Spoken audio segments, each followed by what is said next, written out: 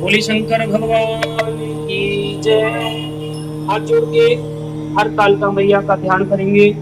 ओम देवी प्रपन्नार्ति हरे प्रसीदा प्रसीद मातर जगतोऽखिलस्य प्रसीद विश्वेश्वरि पाहि विश्वं त्वमीश्वरी देवी चराचरस्य। ध्यायेहि नित्यं महेशं रजतगिरिनिभं चारुचन्द्रावतंसं रत्नाकल्पोज्ज्वलाङ्गं परशुमृगवरा प्रीतिहस्तं प्रसन्नं पद्मासीनं समन्तात् स्तुतमवरगणे व्याघ्रकृतिं वसानं विश्वाद्यं विश्ववन्द्यं निखिलवैहरं पंचवक्त्रं त्रिनेत्रं। गौरी शंकर भगवान की जय। कहते हैं ऋषियों ने पूछा श्री सूत महाराज से कि हे सूत जी, हर ताल का तीज यानी कि तीजों का व्रत कब और क्यों करें? हर ताल का तीज का यह प्रसिद्ध व्रत भादो मास के शुक्ल पक्ष में तृतीया तिथि को किया जाता है। तृतीया तिथि को किया जाने के कारण स्त्रियों में यह व्रत अधिकतर तीजों नाम से भी जाना जाता है। कुंवारी लड़कियों में यह व्रत इच्छित वर पाने की इच्छा से किया जाता है और विवाहित स्त्रियां अपने स्वास्थ्य की रक्षा के लिए इस व्रत को करती हैं। प्राचीन काल से चल रही मान्यता के अनुसार है कि इस व्रत को करने वाली स्त्रियां माता पार्वती के समान सुखपूर्वक जीवन यापन करके भगवान शिवलोक को प्राप्त कर लेती है। बोले शंकर भगवान की जय। इस व्रत का विधान क्या है? इस व्रत को कैसे करना चाहिए? कहते हैं व्रत करने वाला व्यक्ति सूर्य उदय से पहले चारपाई को छोड़ दे, यानी शैया स्थान को प्रातः काल छोड़ दे, भगवान शंकर जी का स्मरण करे, फिर नित्य कर्मों से निवृत्त होकर शिवालय में जाए, वहां पूजन करे, भगवान शिव की कथा श्रवण करे। यदि हो सके तो मंदिर में भगवान शिव पार्वती का पूजन के लिए केले के बंधनवार आदि से बड़ा सजा हुआ एक मंडप बनावे, भगवान शिव और माता पार्वती की प्रतिमा बनावे, बालू से भगवान शिव जी का लिंग स्थापित करे, माता पार्वती को स्थान दे और मंडप में स्थापित करके उनकी पूजा करनी चाहिए। यानी कि बड़े धूमधाम से इस व्रत को करना चाहिए। हर काल का तीज, इसकी कथा क्या है? पुराणों में वर्णित ये कथा सूत महाराज कहते हैं कि ऋषियों, जिसके दिव्य केशों पर मंदार आग के पुष्पों की माला शोभा देती है और जिन भगवान शंकर के मस्तिष्क पर चंद्र और कंठ में सर्पों की माला है, मुंडों की माला है, जो माता पार्वती दिव्य वस्त्रों से तथा भगवान शंकर दिगंबर वेश धारण किए हुए हैं, उन दोनों भवानी शंकर को नमस्कार करता हूँ एवं नमस्कार करती हूँ, ऐसी प्रार्थना करनी चाहिए। कैलाश पर्वत के सुंदर शिखर पर माता पार्वती जी ने महादेव जी से पूछा कि हे महेश्वर, मुझसे आप व गुप्त से गुप्त वार्ता कहिए, सबके लिए सब धर्मों से भी सरल तथा महान फल देने वाली हो। हे नाथ, यदि आप मुझ पर प्रसन्न हैं तो आप उसे मेरे सम्मुख प्रकट कीजिए। हे जगत के नाथ, आप आदि और मध्य अंत रहित हैं, ना आपका आदि है, ना आपका अंत है, ना आपका मध्य है। आप इन तीनों से ही रहित हैं, आपकी माया का कोई पार नहीं है। आपको मैंने किस भांति प्राप्त किया है? कौन से व्रत तप दान के पुण्य फल से आप मुझको वर के रूप में प्राप्त हुए हैं? हे भोलेनाथ, मुझे बताने की कृपा करें। भगवान बोले कि हे देवी सुनो, मैं तेरे सम्मुख उस व्रत को कहता हूँ जो परम गुप्त है, गोपनीय है। जैसे तारागणों में तारों के बीच में चंद्रमा सुशोभित है, ऐसे ही यह व्रत भी सभी व्रतों में, सभी धर्मों में, सभी नियमों में, सभी पुराणों में वर्णित है। भगवान शिव कहते हैं कि देवी यह परम गुप्त है। जैसे ग्रहों में सूर्य, वर्णों में ब्राह्मण, देवताओं में गंगा, पुराणों में महाभारत, वेदों में सामवेद और इंद्रियों में मन श्रेष्ठ है, वैसे ही पुराण और वेद सब में इस व्रत का वर्णन किया गया है, जिसके प्रभाव से तुमको मेरा आधा आसन प्राप्त हुआ, अर्धांग की मालिकनी हुई। हे प्रिय, उसी का मैं तुमसे वर्णन करता हूँ, सुनो। भाद्रपद भादों के मास के शुक्ल पक्ष की हस्ता नक्षत्र संयुक्त तृतीया तीज के दिन इस व्रत का अनुष्ठान मात्र करने से सब पापों का नाश हो जाता है। बोलिए गौरी शंकर भगवान की जय। तुमने पहले हिमालय पर्वत पर इस महान व्रत को किया था। हे देवी, जो तुम्हें मैं सुनाता हूँ। पार्वती जी बोली, हे प्रभु, इस व्रत को मैंने किस लिए किया था? माता ने उत्सुकता पूर्वक मन में बड़े प्रसन्न भाव से भगवान शिव से पूछा, प्रभु कृपा करके बताइए मैंने यह व्रत क्यों किया था? तो भगवान भोले बाबा बोले, हे देवी, आर्यावर्त में हिमालय नामक एक महान पर्वत है, जहाँ अनेक प्रकार की भूमि अनेक प्रकार के वृक्षों से शोभित है, जो सदैव बर्फ से ढके हुए तथा गंगा की कल कल ध्वनि से शब्दायमान रहता है। हे देवी, तुमने बाल्यावस्था में उसी स्थान पर परम तप किया था और तुमने 12 वर्ष तक जल में रहकर तथा वैशाख मास में अग्नि में प्रवेश करके तप किया। श्रावण के मास में बाहर खुले में रहकर तप किया। अन्न का त्याग कर तप करती रही। तुम्हारे उस कष्ट को देखकर तुम्हारे पिता को बड़ी चिंता हुई। वो चिंतातुर होकर सोचने लगे कि मैं इस कन्या की किसके साथ विवाह करूं, किसके साथ शादी करूं। इस अवसर पर देव योग से ब्रह्मा जी के पुत्र नारद जी वहां आए। देवर्षि नारद जी ने तुम शैलपुत्री को देखा। तुम्हारे पिता हिमालय में देवर्षि को अर्घ्य पाद्य आचमन आसन देकर सम्मान सहित बिठाया और कहा, हे मुनीश्वर, आपने यहाँ तक आने का कष्ट कैसे किया? कहिए क्या आज्ञा है?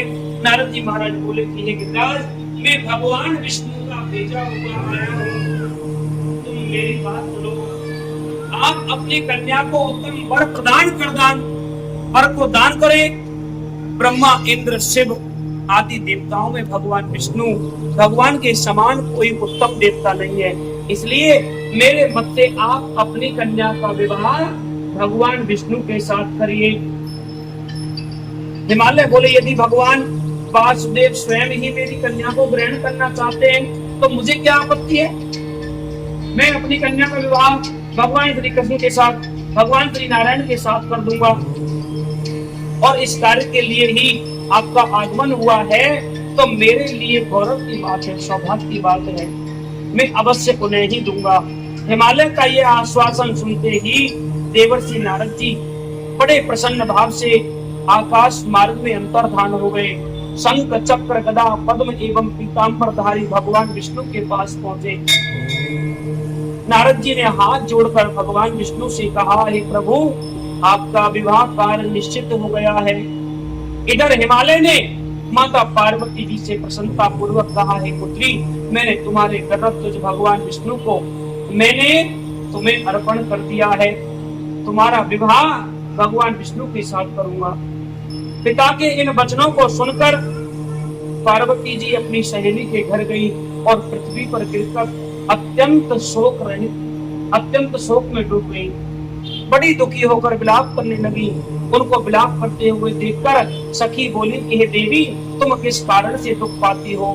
मुझे बताओ, अपनी खिन्नता का कारण बताइए। मैं अवश्य ही कोई ना कोई यत्न करूंगी, तुम्हारी इच्छा अवश्य पूर्ण करूंगी। माता पार्वती बोली कि हे सखी, सुन, मेरी जो मन की अभिलाषा है तुम्हें सुनाती हूँ। मैं श्री महादेव जी को वर्ण करना चाहती हूँ। मेरे इस कार्य को पिताजी ने बिगाड़ना चाहा है, इसलिए मैं निसंदेह इस शरीर का त्याग कर दूंगी। माता पार्वती के वचनों को सुनकर सखी ने कहा कि हे देवी, जिस वन को तुम्हारे पिताजी ने ना देखा हो, तुम वहां चली जाओ।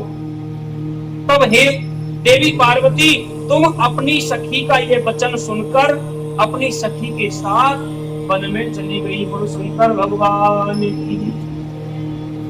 पिता हिमालय ने तुमको घर पर ना देखकर सोचा कि मेरी पुत्री को कोई देव दानव अथवा किन्नर हरण करके ले गया है, या कोई सर्प ने डस लिया है, या व्याघ्र ने खा लिया है। ये क्या है? ये भ्रमिता कारण है, अल्प ज्ञान के कारण है। वैसे हिमालय जी महाराज बहुत विद्वान व्यक्ति थे, लेकिन अज्ञानता के कारण ऐसा बोल रहे हैं। जो सिंह पर सवारी करने वाली माँ जगदम्बा, उन्हें भला कौन खा सकता है? बोली गौरा मैया की। लेकिन मन में विचार तो आते हैं ना कि मेरी छोटी सी कन्या है और कहाँ चली गई है, किसी सिंह व्याघ्र आदि ने तो नहीं डस लिया है। ऐसा मन में विचार करने लगे और घर में आकर बड़े शोकातुर हो गए, रोने लगे, मूर्छित हो गए। जब मूर्छा खुली तो नगरवासी, ग्रामवासी, पर्वतवासी सभी आकर के बोले कि हे राजन, आप अपने दुख का कारण बताइए, हम आपके दुख का निवारण करेंगे। राजा ने सारी व्यथा एवं कथा श्रवण कर रही कि भैया मेरे साथ ऐसा हुआ है, मेरी कन्या का कोई हरण करके ले गया है, मैं कहाँ खोजूं, क्या देखूं।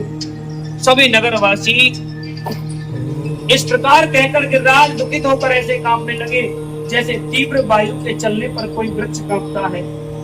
तत्पश्चात हे पार्वती, तुम्हें गिरिराज साथियों सहित जंगल में ढूंढने निकले। सिंह, व्याघ्र, रीछ आदि हिंसक जंतुओं के कारण वन महान भयानक था, प्रतीत होता था। तुम भी सखी के साथ भयानक जंगल में घूमती हुई वन में एक नदी के तट पर पहुंची। उस नदी के तट पर एक गुफा थी, उस गुफा में छिपकर भगवान शिव का तपस्या करने लगी। तुम अपनी सखी के साथ उस गुफा में प्रवेश कर गई, जहां तुमने अन्न जल का त्याग करके एक बालू का शिवलिंग बनाकर मेरी आराधना करती रही। उस समय पर भाद्रपद मास की हस्ता नक्षत्र युक्ता तृतीया के दिन तुमने मेरा विधि विधान से पूजन किया तथा रात्रि को गीत गायन करते हुए जागरण किया। तुम्हारे उस महाव्रत के प्रभाव से मेरा आसन डोलने लगा, मेरा सिंहासन कैलाश पर्वत हिलने लगा। मैं उसी स्थान पर आ गया जहाँ तुम और तुम्हारी सखी दोनों थी। मैंने आकर तुमसे कहा, हे वरानने, हे देवी, मैं तुम्हारी तपस्या से प्रसन्न हूँ, वर मांगिए। तब तुमने कहा कि हे देवाधिदेव महादेव, यदि आप मेरी तपस्या से प्रसन्न हैं, तो मुझे आप ही वर के रूप में प्राप्त हो, मुझे आप ही पति के रूप में प्राप्त हो, मुझे आप ही सौभाग्य के रूप में प्राप्त हो। जब ऐसी प्रार्थना माता ने की तो भगवान शिव प्रसन्न हो गए और तथास्तु कहकर अंतर ध्यान हो गए। वो शंकर भगवान की। भगवान शिव अपने कैलाश को चले गए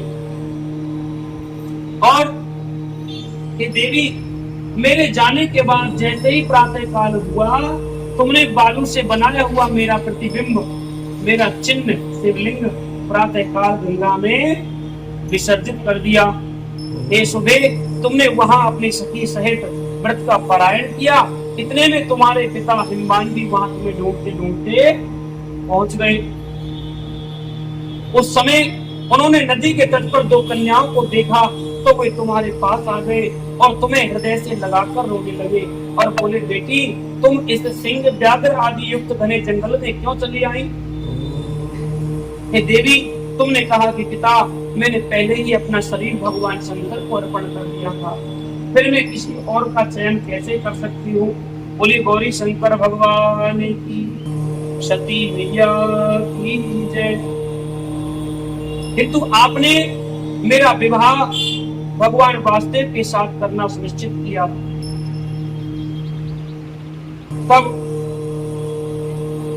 माता की बात श्रवण करके हिमवान पर्वत बोले, बेटी, मैं तुम्हारी इच्छा के अनुरूप ही रहूंगा, तुम्हारी इच्छा के बाहर नहीं जा सकता, तुम्हें चिंता नहीं करनी चाहिए। इस प्रकार बेटी को समझा बुझा कर के घर गए। हे देवी, अब मैं तुम्हें बताता हूँ कि इस व्रत का यह नाम क्यों पड़ा, इस व्रत का नाम हरतालिका क्यों पड़ा। कहते हैं कि तुमको तुम्हारी सखी हरण करके ले गई,